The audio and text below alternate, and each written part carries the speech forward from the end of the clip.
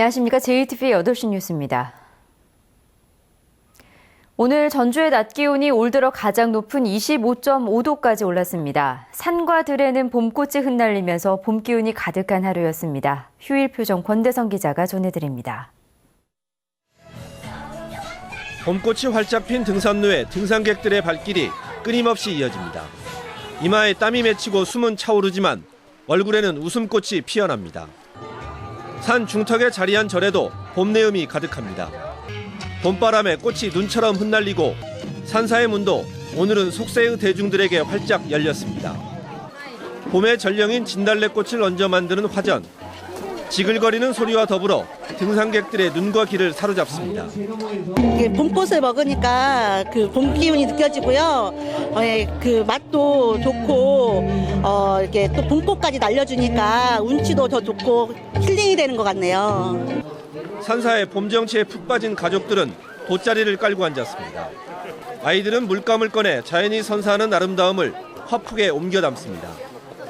절 주변에 꽃이 예쁘게 펴서 꽃의 배경을 그리고 있어요. 네, 생각처럼 잘 그려졌으면 좋겠네요. 솜사탕처럼 피어난 새하얀 백꽃이 들판을 채웠습니다. 트랙터를 타고 꽃들녘을 둘러보는 아이와 어른들은 더할 나위 없이 신이 나고 만개한 꽃밭에서는 봄날의 추억을 남기는데 시간 가는 줄 모릅니다.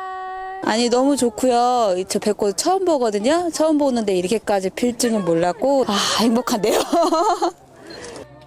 살랑살랑 부는 봄바람과 활짝 핀 봄꽃이 몸과 마음의 활기를 불어넣은 하루였습니다. JTBC 뉴스 권대성입니다. 김치 수출로 50억 원이 넘는 매출을 올리던 한 김치 공장의 수출이 2년 넘게 중단됐습니다. 농산물 수출이 특정 국가에만 집중된 탓인데 수출 국가를 늘리는 대책이 필요해 보입니다. 보도에 정윤성 기자입니다. 이 농협 김치 공장은 일본에 김치를 수출해 2012년에 56억 원의 실적을 올렸습니다. 하지만 대기업의 OEM 방식으로 하던 수출은 조건이 맞지 않아 1년 만에 중단됐습니다. 가동률은 절반 이하로 떨어졌습니다. 2년 넘게 수출을 못하다가 올해 들어서야 다시 해외 시장 개척을 추진하고 있습니다. 50%가 안 돼요. 수출할 수 있는 기계 설비를 하고요. 신제품으로 2가지 제품이 더해서 동남아와 뉴질랜드로 지금 계획을 잡고 있습니다. 전북 지역 농협의 수출 국가는 47%가 일본이고 일본과 대만 두 나라 비중이 80%나 됩니다. 지금처럼 장기적으로 엔화 환율이 떨어질 때는 수익성이 크게 나빠지더라도 앉아서 피해를 볼 수밖에 없는 구조입니다. 수출 품목도 다양하지 못합니다. 파프리카, 배, 화훼 세 품목이 82%를 차지합니다. 기상 상황이나 국제적인 수요 변화 등에 따라 수출 실적은 곤두박질치기 때문에 품목을 늘리는 게 시급합니다. 아시안 시장을 중심으로 해서 수출 품목과 수출 국가를 다변화하는 데 총력을 기울일 그럴 계획을 가지고 있습니다.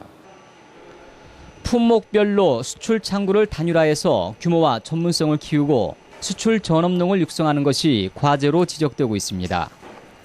JTBC 뉴스 정윤상입니다. 농촌의 관광자원과 철도망을 연계한 농촌관광 기차 여행 상품이 전북의 4개 마을에서 운영됩니다.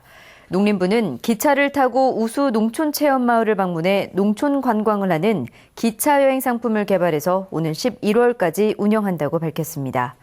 전북에서는 익산 성당포구마을, 남원 달오름마을, 완주 오봉마을, 안덕마을이 참여하며 전국적으로 15개 마을이 관광 상품에 포함되어 있습니다.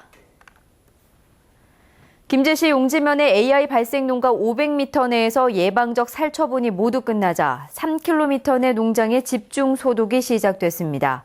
전라북도는 500m 내 모든 가금류를 죽이는 예방적 살처분이 잔인하다는 동물단체 반발에 따라 지난해부터 선별적 살처분으로 전환했지만 김제 AI의 피해가 갈수록 커지자 한시적인 예방적 살처분으로 바꿨습니다.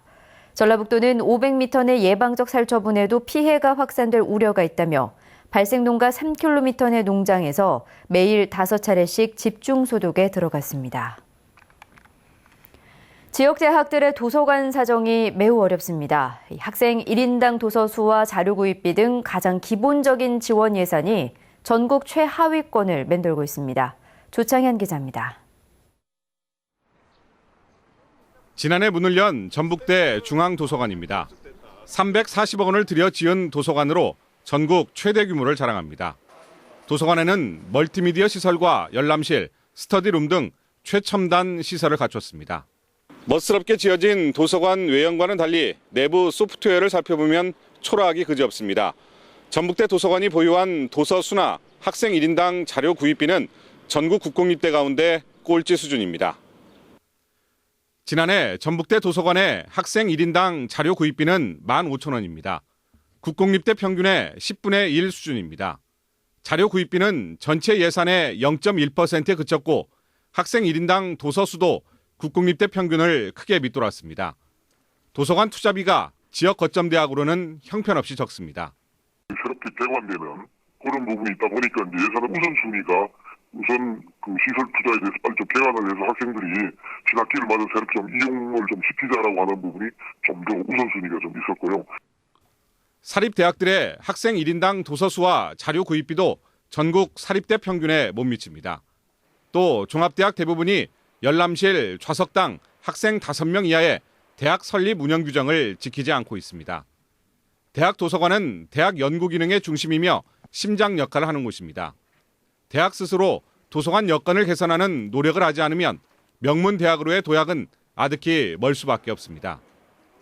JTB 뉴스 조창인입니다.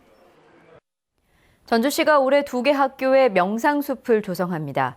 전주시는 대정초등학교와 덕진중학교 등 2곳에 4,400그루의 나무를 심는 등 녹색 공간을 만들어 쉼터와 정서 함양을 돕기로 했습니다. 전주시는 지난 2010년부터 12개 학교에 명상숲을 만들었습니다. 내년 개통 예정인 고군산 연결도로의 차량 운행이 전면 통제될 것으로 보입니다. 군산시는 고군산 군도 섬 지역에 충분한 주차장 부지를 확보할 수 없고 환경 보존 필요성이 커 고군산 연결도로 개통에도 차량 운행을 통제하기로 했다고 밝혔습니다. 군산시는 고군산 연결도로 시작 지역인 야미도와 신시도 사이에 24,000제곱미터의 대형 주차장을 조성하고 셔틀버스 운행도 검토하고 있습니다. 완주군이 용진면에 읍승격을 신청했습니다. 완주군은 군 청사가 용진면으로 이전하면서 용진면의 인구가 늘고 복합 행정타운을 건설할 필요성이 높아졌다며 용진면을 읍으로 승격해 줄 것을 전라북도에 요청했습니다. 전라북도는 법적 충족 요건을 확인하고 타당성을 검토한 뒤 행정안전부에 읍승격을 신청할 계획입니다. 오늘 오전 11시 20분쯤 군산시 외항로의 한 제재 공장에서 불이 났습니다. 불은 공장 건물 일부와 기계 등을 태워 소방서 추산 3천만 원의 재산 피해를 낸 뒤 2시간 만에 진화됐습니다. 경찰과 소방당국은 정확한 화재 원인을 조사하고 있습니다.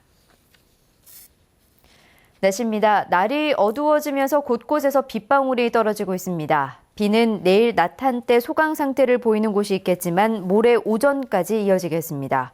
예상 강수량은 10에서 30mm입니다. 오늘 밤과 내일 사이에는 돌풍과 함께 천둥 번개가 치는 곳이 있겠습니다. 내일은 아침 기온은 높고 낮 기온은 낮으면서 일교차가 크지 않겠습니다. 내일 아침 최저 기온은 13도에서 15도, 낮 최고 기온은 18도에서 19도의 분포를 보이겠습니다. 내일 바다 물결은 0.5에서 2.5m로 일겠습니다. 다음 주에는 비가 그치는 월요일 오후부터 가끔 구름 조금 끼는 날씨가 이어지겠습니다.